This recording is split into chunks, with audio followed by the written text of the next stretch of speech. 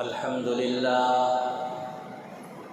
لله نحمده ونستعينه ونستغفره ونؤمن به ونتوكل عليه ونعوذ بالله من شرور أنفسنا ومن سيئات أعمالنا من يهده الله فلا مضل له ومن يضلله فلا هادي له ونشهد أن لا إله إلا الله ونشهد أن سيدنا ومولانا محمدا عبده ورسوله أعوذ بالله من الشيطان الرجيم بسم الله الرحمن الرحيم يا أيها الذين آمنوا لا تبطلوا صدقاتكم بالمن والأذى رب اشرح لي صدري ويسر لي أمري واحلل عقدة من لساني يفقهوا قولي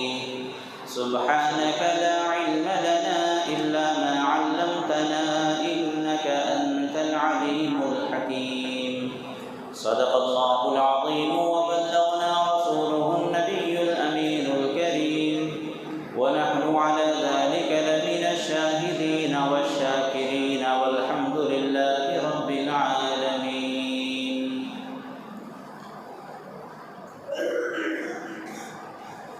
اللہ تبارک و تعالیٰ کا تمام ایمان والوں سے یہ فرمان ہے یا ایھا الذین آمنوا لا تبطلوا صدقاتکم بالمن والأذى، اے ایمان والو اپنے صدقات کو باطل نہ کرو، اپنے نیک کاموں کو خراب نہ کرو، اپنے ثواب کو برباد نہ کرو، من اور اذى کے ذریعے سے۔ اللہ تعالیٰ نے دو چیزوں کو نیکیوں کے خراب ہونے کا ذریعہ قرار دیا ہے، من اور اذى۔ من کا مطلب ہوتا ہے کسی پر خیر خواہی کر کے،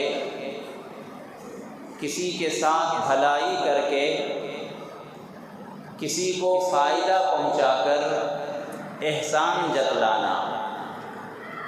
کسی کے ساتھ خیر خواہی آپ نے کیا، کوئی فائدہ پہنچایا، یا کبھی ان کے ساتھ کوئی حسن سلوک کا معاملہ کیا، کبھی کوئی مدد کی، اور کسی دوسرے موقع پر آپ نے احسان جتلا دیا، حق جتلا دیا۔ یہ کہا آپ نے کہ وہ دن بھول گئے جب تم پریشان تھے، تمہارے ہاتھ میں ایک روپیہ نہیں تھا، تمہاری جیب میں ایک روپیہ نہیں تھا، میں نے تمہاری مدد کی تھی، بھول گئے؟ وہ دن یاد کرو جب تمہاری بیوی بیمار تھی، تمہارا بچہ بیمار تھا، ہاسپٹل میں زیر علاج تھا، علاج کے لیے پیسے نہیں تھے، میں نے مدد کی تھی۔ یہ احسان جتلانا ہے۔ اللہ فرماتا ہے کہ اے ایمان والو اپنی نیکیاں خراب نہ کرو احسان جتلا کر۔ کسی کے ساتھ آپ نے بھلائی کی ہے، وہ بھلائی آپ نے اللہ کے لیے کی ہے۔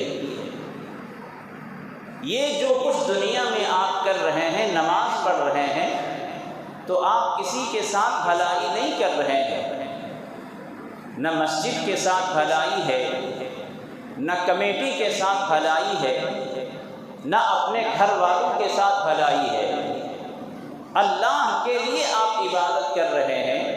اس کا ثواب آپ کو اللہ سے ملے گا، اس کا بدلہ اللہ سے ملے گا۔ تو اگر کسی غریب کی آپ نے مدد کی ہے تو اس کا ثواب آپ اسی غریب سے چاہتے ہیں، اس کا بدلہ آپ اسی غریب آدمی سے حاصل کرنا چاہتے ہیں۔ جس طرح نماز پڑھ کر آپ نے کسی کے ساتھ احسان نہیں کیا، احسان نہیں جتلا سکتے، صدر صاحب آپ نے مسجد بنائی، میں نے نماز پڑھی، اسی طرح آپ نے اگر کسی غریب کا ہاتھ تھاما ہے، کسی غریب کی مدد کی ہے، تو آپ بعد میں یہ احسان نہیں جتلا سکتے کہ وہ دن بھول گئے، میں نے مدد کی تھی، میں نے سہارا دیا تھا، میں نے تمہاری بیٹی کی شادی میں مدد کی تھی۔ یہ احسان جتلانا اللہ کو اتنا ناپسند ہے، اتنا ناپسند ہے، اللہ نے فرمایا کہ اپنے صدقات کو، اپنی نیکیوں کو برباد نہ کرو احسان جتلا کر۔ کتنی فکر مند اور کتنی فکر انگیز بات ہے کہ ایک آدمی ثواب کے لیے جو کچھ کر رہا ہے وہ ضائع ہو جا رہا ہے، جو ہم نیکیاں کر رہے ہیں وہ برباد ہو جا رہی ہیں۔ کسی موقع پر آپ نے احسان جتلا دیا، وہ نیکی گئی۔ اسی لیے کہا جاتا ہے نیکی کر دریا میں ڈال، نیکی کرو اور بھول جاؤ۔ آپ جو صدقہ کرتے ہیں، صدقے کی حقیقت کو اللہ کے رسول صلی اللہ علیہ وسلم نے بیان فرمایا۔ جو ہم غریبوں پر صدقہ کرتے ہیں، وہ اللہ نے آپ کو توفیق دی ہے اور اس آدمی کو آپ کی طرف بھیجا ہے۔ ہزاروں، لاکھوں، کروڑوں انسانوں میں آپ کی طرف اللہ نے بھیجا ہے۔ حضرت علی رضی اللہ عنہ کا فرمان ہے کہ اے لوگوں، جب تمہارے پاس کوئی آدمی آتا ہے سوال کرنے کے لیے، جب تمہارے پاس کوئی آدمی آتا ہے ضرورت بیان کرتا ہے، تو تم یہ نہ سوچو کہ تم نے ان کی مدد کی ہے، بلکہ اللہ کا شکر ادا کرو کہ اللہ نے اس آدمی کو تمہاری طرف بھیجا ہے۔ اللہ کا شکر ادا کرو کہ اللہ نے تمہاری طرف اس کے دل کو مائل کیا ہے، اس کے دل کو جھکایا ہے، ورنہ اللہ کسی کی طرف بھیج دیتا اور اس کی مدد کے لیے کسی دوسرے بندے کو کھڑا کر دیتا۔ حدیث پاک میں اللہ کے نبی علیہ السلام نے فرمایا، صدقہ جب ہم کسی بندے کے ہاتھ میں کچھ دیتے ہیں تو پہلے اللہ کے ہاتھ میں وہ مال جاتا ہے، یعنی کسی کے ہاتھ میں جانے سے پہلے اللہ کے ہاتھ میں وہ جاتا ہے، یعنی اللہ کی بارگاہ میں وہ قبول ہوتا ہے۔ تو اگر کوئی یہ سوچ لے کہ میں اللہ کو دے رہا ہوں، جو آپ دے رہے ہیں دنیا میں وہ آخرت میں ملے گا، تو اگر کوئی اللہ کے راستے میں کچھ خرچ کر رہا ہے تو اس کو غریبوں پر احسان نہیں جتلانا چاہیے، ورنہ نیکی برباد۔ تو یا ایھا الذین آمنوا لا تبطلوا صدقاتکم بالمن والاذی۔ تو من کا مطلب سمجھ میں آ گیا کہ احسان جتلا کر اپنی نیکیاں خراب نہ کرو، اپنے ثواب برباد نہ کرو، اپنے صدقات باطل نہ کرو۔ احسان جتلاؤ گے تو جتنی بھی تم نیکیاں کیے رہو گے جس کے اوپر، اس کے ساتھ تم نے احسان جتلا دیا، تو پھر وہ نیکی تمہارے نام اعمال میں نہیں ہوگی، وہ نیکی برباد ہو جائے گی، اس لیے کہ اس کا دل تم نے دکھایا ہے۔ تو ایک تو یہ ہے کہ اپنے صدقات کو برباد نہ کرو صدقات کے ذریعے، احسان جتلانے کے ذریعے سے، اور دوسرا صدقہ خراب ہوتا ہے، باطل ہوتا ہے تکلیف کے ذریعے سے۔ اگر آپ نے کسی کو فائدہ پہنچایا ہے، کسی کے ساتھ آپ نے خیر خواہی کی ہے، تو اس کا یہ مطلب نہیں کہ آپ جب چاہیں اس کو پیٹ دیں، جب چاہیں اس کو مار دیں، جب چاہیں اس کو بیٹنگ کر دیں، جہاں چاہیں اس کو 2 تماچے لگا دیں۔ احسان جتلا کر جس طرح اپنی نیکیاں خراب ہوتی ہیں، اسی طرح اگر کسی بندے پر آپ نے صدقہ کیا ہے، کسی موقع پر آپ نے خیرات کیا ہے، کسی کی مدد کی ہے، تو آپ اس کو نہیں مار سکتے۔ ماریں گے تو احسان احسان جتلانے کی طرح یہ بھی آپ کی نیکیوں کو خراب کر دے گا۔ تو کسی کو تکلیف دے کر اپنی نیکیاں خراب نہ کرو۔ تکلیف دینا کئی طرح کی ہے، تکلیف دینا کئی طرح سے ہو سکتا ہے۔ ایک تو ہوتا ہے ہاتھ سے مارنا، دوسرا مارنا ہوتا ہے زبان سے۔ زبان سے آپ نے کوئی جملہ کہہ دیا، وہ بھی مارنا ہوا۔ زبان سے آپ نے کسی کو گالی دے دی، وہ بھی مارنا ہوا۔ تو احسان جتلا کر جس طرح ہمارے صدقات خراب ہوتے ہیں، اسی طرح سے مارنے کے ذریعے سے ہمارے صدقات خراب ہو جاتے ہیں۔ اور صدقہ کرنے والا یہ سوچے کہ میں جو صدقہ کر رہا ہوں یہ انسان کی شکل میں اللہ تبارک و تعالیٰ کو ہم دے رہے ہیں اور اللہ کی بارگاہ میں یہ قبول ہو رہا ہے۔ حضور اکرم صلی اللہ علیہ وسلم نے ارشاد فرمایا، تین چیزیں آپ نے ایک حدیث میں بیان فرمائی ہیں۔ پہلی چیز کہ اے لوگوں، اے اللہ کے بندو، صدقہ کرنے سے مال کم نہیں ہوتا، صدقہ کرنے سے مال کم نہیں ہوتا۔ یہ اللہ کے رسول صلی اللہ علیہ وسلم کا فرمان ہے۔ سورج اپنی جگہ سے ٹل جائے، سورج بے نور ہو جائے، پہاڑ اپنی جگہ سے ٹل جائے، سب ہم مان لیں گے، لیکن حدیث پاک میں اللہ کے نبی علیہ السلام نے جو فرمایا ہے وہ ایک حرف آخر ہے، کبھی غلط نہیں ہو سکتا۔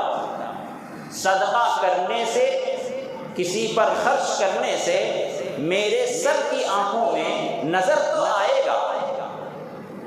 اگر 100 روپے کسی کے پاس ہیں اور اس میں سے آپ نے 2.5 روپے زکوٰۃ نکال دی، تو 2.5 روپے 100 روپے میں کم نظر آ رہے ہیں، یہ ہمارے سر کی آنکھوں میں نظر تو آئے گا، لیکن اللہ کا فرمان ہے، رسول اللہ صلی اللہ علیہ وسلم کا فرمان ہے کہ نتیجے کے اعتبار سے یہ پیسہ کم نہیں ہوگا، بڑھے گا۔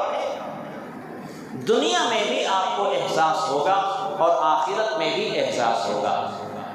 اس مال میں برکت ہوگی، یہ مال ضائع ہونے سے بچ جائے گا، برباد ہونے سے بچ جائے گا۔ یہ مال آپ کے بدن کو، صحت کو لگے گا، نیک کاموں میں خرچ ہوگا اور اس کی برکتیں ظاہر ہوگی۔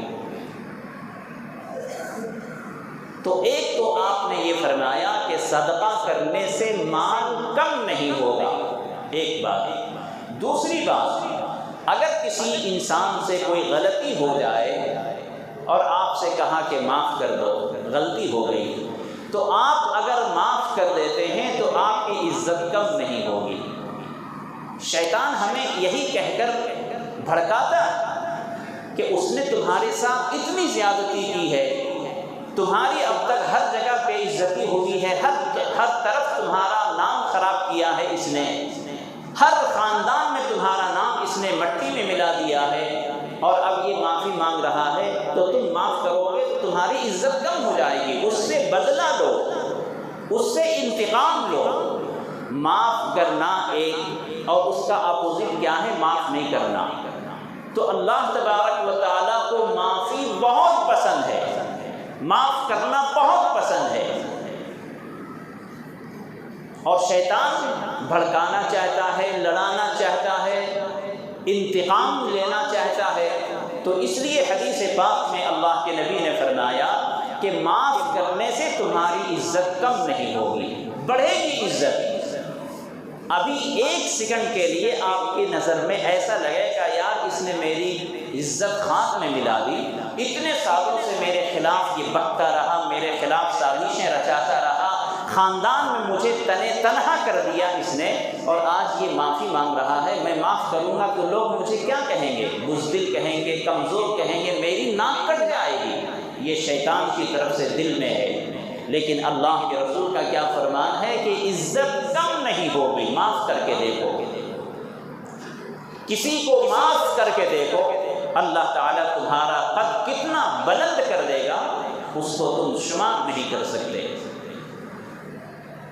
2 باتیں۔ تیسری بات، اللہ کے رسول صلی اللہ علیہ وسلم نے فرمایا کہ اگر تم کسی کے سامنے اپنے آپ کو چھوٹا بنا لو، کوئی بڑے آدمی ہے، سرپرست ہے، گھر کے ذمہ دار ہیں، ماں باپ ہیں، دادا دادی، نانا نانی، بڑے بھائی، چاچا، خالہ، خالو، کوئی بھی ہے رشتہ دار، اگر کوئی معاملہ آ گیا اور آپ نے اپنے آپ کو چھوٹا بنا لیا اور آپ نے ان کے سامنے اپنے بازوؤں کو جھکا دیا، خدا کی عزت و جلالت کی قسم، من تواضع للہ رفعہ اللہ، اللہ کے رسول صلی اللہ علیہ وسلم فرماتے ہیں اگر کسی نے اللہ کے لیے تواضع اختیار کیا، کسی کے سامنے اپنے آپ کو چھوٹا بنا لیا اس کی باتوں کو مانتے ہوئے، تو اللہ تعالیٰ اس آدمی کو بہت بلند کر دے گا۔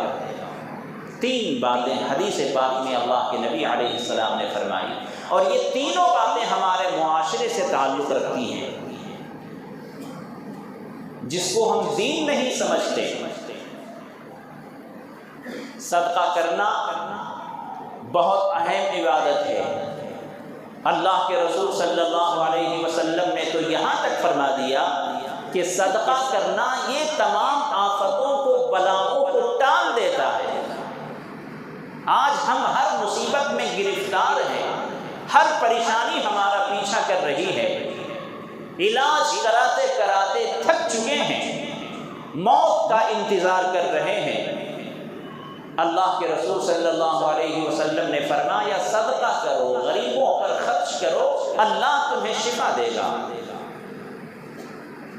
کیا تعلق ہے اس کے اندر، کیا کنیکشن ہے؟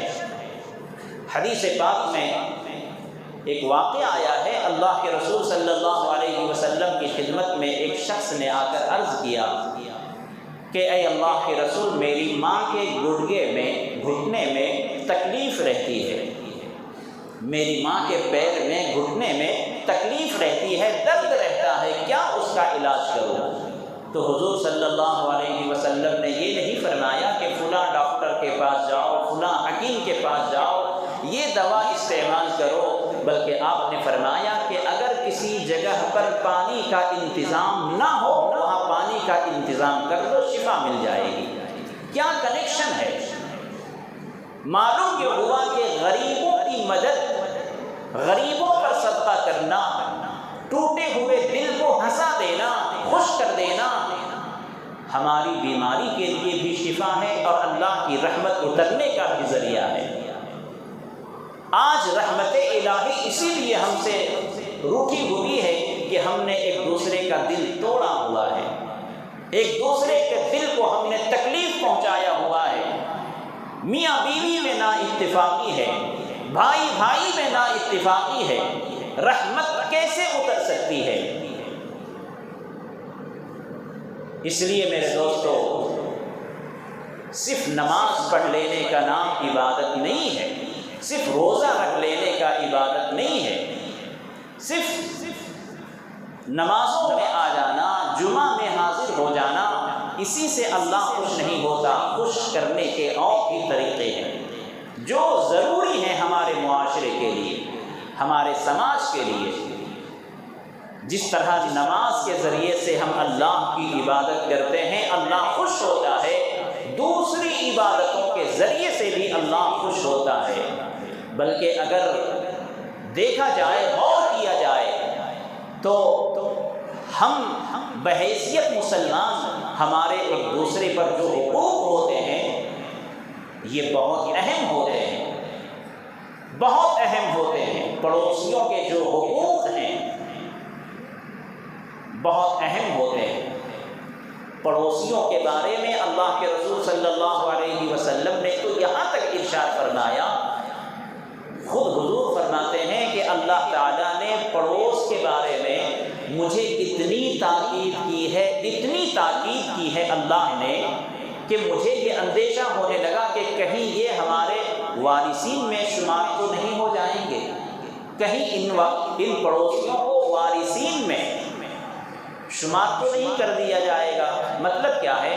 باپ کے مرنے کے بعد جس طرح ان کی اولاد وارث بنتی ہے، باپ کی ساری جائیداد، سارا مال، تمام پراپرٹی کے جو حقدار ہوتے ہیں وہ مرنے والے کے اولاد ہوتے ہیں، تو اللہ کے رسول فرماتے ہیں کہ مجھے اللہ نے پڑوس کے بارے میں، پڑوسی کے بارے میں اتنی تاکید کی ہے اللہ نے کہ مجھے یہ ڈر لگنے لگا یا مجھے اندیشہ ہونے لگا کہ کہیں یہ پڑوسی بھی وارثین میں شمار کر دیے جائیں گے۔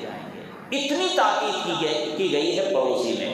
لیکن آج اللہ کا واسطہ دے کر میں عرض کرتا ہوں، آپ میں سے ہر شخص یہ سوچے کہ آپ اگر اپنے پڑوس کے لیے اچھے ہیں، سبحان اللہ، اور آپ کے لیے اگر آپ کا پڑوس اچھا ہے، ماشاء اللہ، لیکن بہت کم ایسا ملتا ہے کہ آپ اور آپ کے پڑوسی دونوں بالکل ایک ساتھ ملتے جلتے ہوں، ایک مزاج ہو، ایک دوسرے کے ساتھ تعاون ہو، ایک دوسرے کے ساتھ بہت اچھا تعلق ہو، بہت اچھی محبت ہو۔ ایسا نہیں ہوتا ہے۔ اسی لیے اللہ تعالیٰ نے ترغیب دی ہے اپنے پڑوس کے بارے میں۔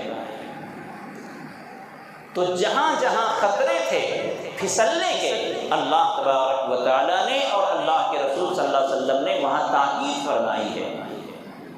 پڑوس کے بارے میں ہمیں جو تاکید کی گئی ہے، پڑوس کے بارے میں جو ہمارے حقوق ہیں، ان کا لحاظ رکھنا ضروری ہے۔ ایک اچھے سماج کے لیے اور اچھے معاشرے کے لیے ہمیں ان تمام اخلاقی باتوں کا خیال کرنا بہت ضروری ہے۔ میرے دوستو، اسلام بڑی مشقتوں کے بعد، بڑی قربانیوں کے بعد ہم تک پہنچا ہے۔ یہ کوئی پکی پکائی روٹی نہیں ہے، یہ کوئی بنا ہوا آسانی سے ہم تک پہنچنے والا مذہب نہیں ہے۔ شروع سے اسلام پر اتنی تلواریں چلی ہیں، اتنے ہتھیار چلے ہیں، اسلام پر اتنے تیر چلے ہیں کہ اگر کوئی دوسرا مذہب ہوتا تو مٹ چکا ہوتا، ختم ہو چکا ہوتا۔ لیکن اسلام شروع دن سے شان و شوکت کے ساتھ چمک رہا ہے، دمک رہا ہے، اور قیامت تک یہ مذہب اسلامی چلے گا۔ اس لیے کہ اس اسلام کی خاطر ہر زمانے میں اس کے شیدائی رہے ہیں، اس کے جانثار رہے ہیں، اس کے وفادار رہے ہیں۔ آج ہمارے اوپر ذمہ داری ہے کہ ہم اسلام کو پروان چڑھانے کے لیے سب سے پہلے اپنے اپنے جسم پر، اپنے اپنے گھروں پر اسلامی احکامات کو نافذ کریں، اسلامی تعلیمات کو عام کریں۔ جب ہم اپنے جسم پر اسلامی تعلیمات کو عام کریں گے، اپنے گھروں میں اسلامی احکامات کو، اسلامی تعلیمات کو نافذ کریں گے، تو اللہ تعالیٰ توفیق دے گا کہ ہم اپنے گھر سے باہر بھی اسلامی تعلیمات کو عام کر سکیں۔ جو شخص خود اسلام پر عمل نہیں کر سکتا، میرے دوستو، دوسروں کو وہ اسلام کے بارے میں کیا بتا سکتا ہے؟ کتابوں میں لکھا ہے اسلام کی خاطر کتنی قربانیاں دی ہیں۔ ابو جہل کا نام اس زمانے میں کتنا خطرناک نام سمجھا جاتا تھا۔ کوئی بھی اسلام لانے سے پہلے ابو جہل کا نام ذہن میں آتا تھا کہ اگر اس شخص کو پتہ چل گیا تو کیا کرے گا۔ دو ہستیاں ایسی تھیں اس زمانے میں کہ اللہ کے رسول صلی اللہ علیہ وسلم نے نام لے کر اللہ سے مانگا تھا۔ دو ہستی، ایک ابو جہل، بڑی عظیم ہستی تھی، اس کی کفر و شرک پر تھا لیکن بہت باوصول تھا، دشمنی میں کٹر تھا، اسلام کا نام لینا پسند نہیں کرتا تھا، سننا تک پسند نہیں کرتا تھا۔ اور ایک تھے حضرت عمر۔ ان دو ہستیوں کو اللہ کے رسول صلی اللہ علیہ وسلم نے دعا میں اللہ سے نام لے کر مانگا اور فرمایا تھا کہ اے اللہ، ان دو میں سے جس کو تو چاہتا ہے اسلام میں داخل کر کے اسلام کو طاقت عطا فرما۔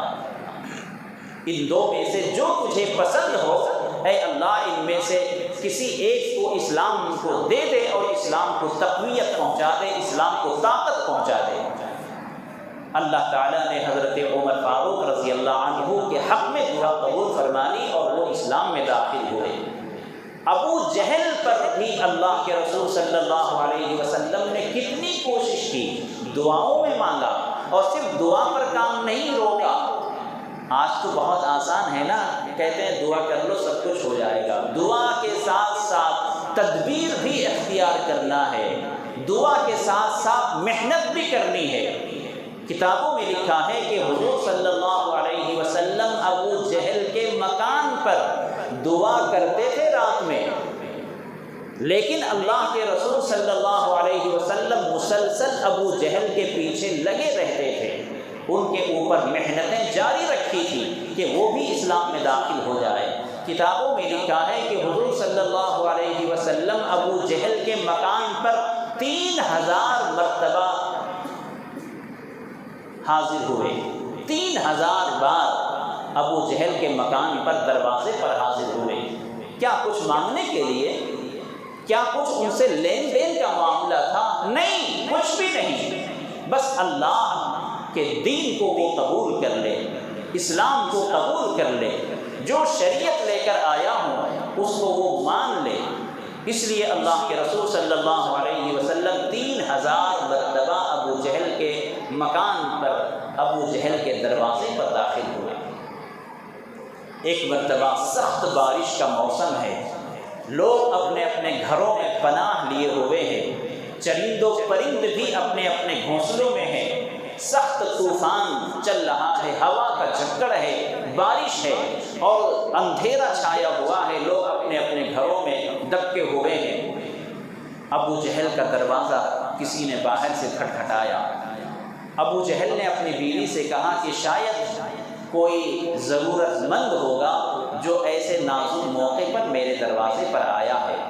آج جو بھی ہوگا، جو بھی ضرورت لے کر آیا ہوگا، میں اس کی ضرورت کو پوری کروں گا. چونکہ رات کا وقت ہے، بارش کا موسم ہے، اندھیرا ہے، طوفانی ہوا چل رہی ہے، ایسے موقع پر میرے دروازے پر کوئی عام آدمی نہیں آ سکتا. کوئی بہت مجبور ہوگا، کوئی بہت ضرورت مند ہوگا، وہی آ سکتا ہے. ابو جہل نے اپنے دل میں یہ سوچا کہ آج جو بھی آدمی ہوگا، جو بھی مطالبہ لے کر آئے گا، میں اس کی ضرورت کو پوری کروں گا.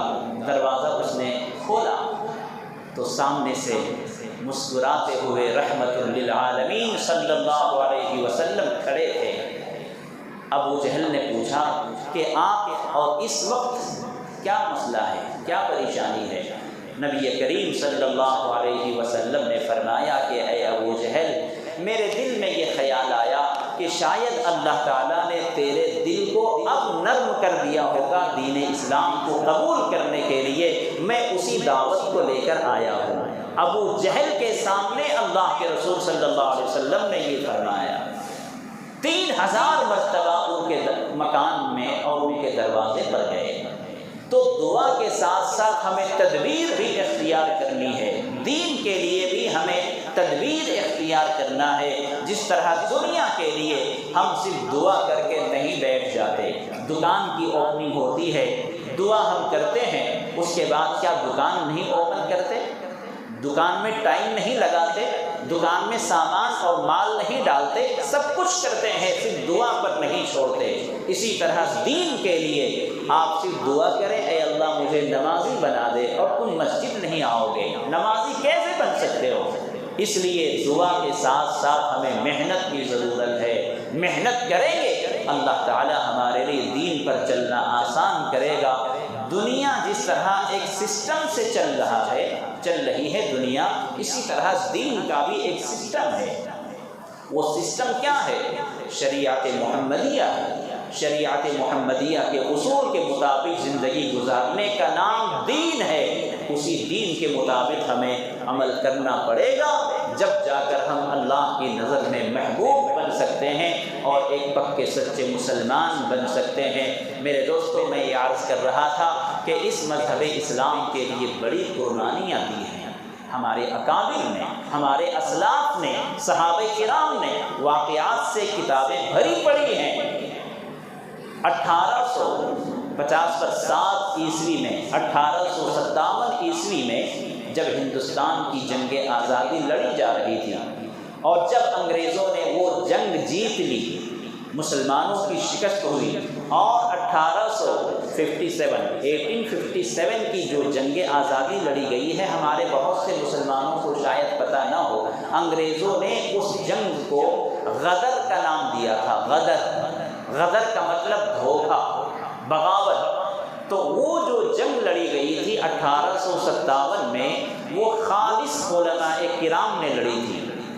جب دیکھا علماء نے کہ یہ ہمارا ملک غلام بن گیا ہے اور اب غلامی کی زندگی ہمیں گزارنا پڑے گی، تو علماء کرام نے جنگ چھیڑی، لیکن بدقسمتی سے وہ جنگ جیت نہیں سکے، ناکامی ہو گئی۔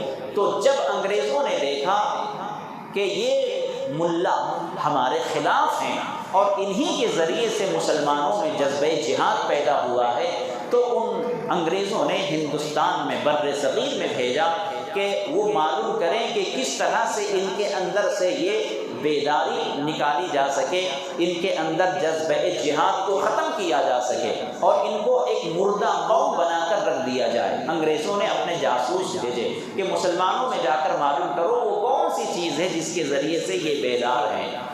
تو یہاں کے جاسوسوں نے جا کر انگریزوں سے جو کہا ہے وہ یہ 3 باتیں کہی ہیں۔ سب سے پہلی بات کہ ان کے اندر سے قرآن کو ختم کر دو، مسلمانوں میں قرآن کو ختم کر دو، پہلی بات۔ چنانچہ اس زمانے میں انگریزوں نے کتنا قرآن جلایا، کتنا قرآن ضبط کیا، اس کی ایک لسٹ ہے۔ تو انگریزوں نے سب سے پہلے قرآن کو ختم کرنے کی کوشش کی۔ اس کے بعد جاسوسوں نے کہا کہ علماء کو ختم کر دو، اس لیے کہ علماء ہی قرآن پڑھ کر سناتے ہیں۔ چنانچہ ہندوستان کی جنگ آزادی 1857 کے بعد دلی سے لاہور تک، شاملی میدان تک، یہ جتنے روڈ کے آس پاس میں جو درخت ہوتے ہیں، مین روڈ کے آس پاس میں سائڈ میں جو درخت ہوتے ہیں، کتابوں میں لکھا ہے کہ ہر درخت پر پھانسی کے پھندے لٹکتے تھے اور اس میں علماء کرام کو پھانسی دی جاتی تھی۔ تقریباً 14,000 علماء کرام کو پھانسی پر لٹکایا گیا۔ کب؟ 1857 میں، تاکہ یہ علماء ختم ہو جائیں۔ تو سب سے پہلا ان کا نشان تھا قرآن ختم ہو جائے، دوسرا علماء ختم ہو جائیں، اور تیسرا انشاءاللہ اگلے جمعہ کو بتاؤں گا کہ یہ ان کی سازشیں تھیں اور ان کا ایک نشانہ تھا کہ یہ اگر ختم کر دیں گے تو ہندوستان سے اسلام مٹ جائے گا، یہ مسلمان مردہ قوم بن جائے گی۔ آج بھی میرے دوستو یہی قرآن، یہی علماء، یہی مدارس، یہی مساجد انگریزوں کے نشانے پر ہیں۔ آپ کروڑوں کی بلڈنگ بنا لیں، کوئی ان کے پیٹ میں درد نہیں ہوگا، لیکن آپ ایک شیٹ کی مسجد بنا لیں یا بنانا چاہیں تو فوراً اوپر تک سے فون آنا شروع ہوتا ہے، کمپلینٹیں شروع ہو جاتی ہیں۔ شیٹ کی مسجد سے ان کے پیٹ میں مروڑا شروع ہو جاتا ہے۔ لیکن آپ یقین جانیے، اگر ہمارا مدارس کے ساتھ تعلق مضبوط رہا، علماء کے ساتھ تعلق مضبوط رہا، قرآن سے تعلق مضبوط رہا، خدا کی قسم ایسے انگریز آئے اور چلے گئے اور قیامت تک آئیں گے، چلے جائیں گے، جہنم رسید ہوتے رہیں گے۔ شرط یہ ہے کہ ہم مسلمان قسم کھا لیں کہ اپنے گھروں میں قرآن کی تلاوت ہوتے رہیں گی، تلاوت قرآن ہوتی رہے گی، علماء سے ہمارا تعلق مضبوط سے مضبوط ہوتا رہے گا۔ مدارس کو ہم دوبارہ لاک ڈاؤن کے بعد جو مدارس ہمارے بیٹھ گئے ہیں ان کو ہم دوبارہ اٹھائیں گے۔ علماء کرام مدارس میں پڑھانے والے اور مہمانان رسول مدرسے میں پڑھنے والے ہم دوبارہ ان کو اثر نو تیار کریں گے۔ انشاءاللہ ان کی سازشیں ہمیشہ ناکام ہوتی رہیں گی۔ تو اس لیے میرے دوستو یہ مدرسے اب جگہ جگہ پر کھل رہے ہیں، آپ اپنے بچوں کو مدرسے میں بھیجیں، قرآن کریم سے اپنا رشتہ تعلق مضبوط رکھیں، ان کی سازشیں انہی کے خلاف انشاءاللہ پڑ جائیں گی۔ اللہ تعالیٰ سے دعا ہے اللہ تعالیٰ ہمیں قرآن سے، علماء سے، مساجد سے، مدارس سے اسی طرح کا تعلق پیدا فرما دے جس طرح ہمارے صحابہ کرام مسجد نبوی سے اور نبی کریم صلی اللہ علیہ وسلم سے تعلقات رکھتے تھے۔ وآخر دعوانا ان الحمد للہ رب